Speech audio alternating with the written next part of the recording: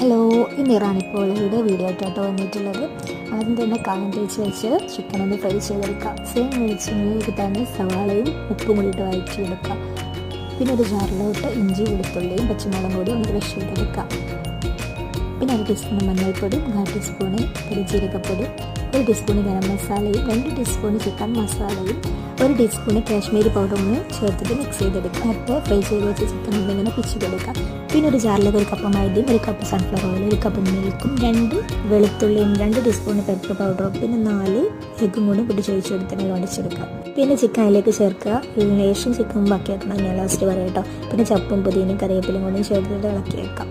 പിന്നെ batter ready ആയിട്ടുണ്ട്. പിന്നെ ഒരു പാനിലേക്ക് ഓയിൽ സ്പ്രെഡ് ചെയ്ത് കൊടുത്തിട്ട് ഫസ്റ്റ് ലെയർ നമുക്ക് അതിലേക്ക് ഒഴിച്ച് കൊടുക്കാം. ഒന്ന് അടിച്ച് വെക്കാം, ഒന്ന് കുക്കാവാൻ വേണ്ടി.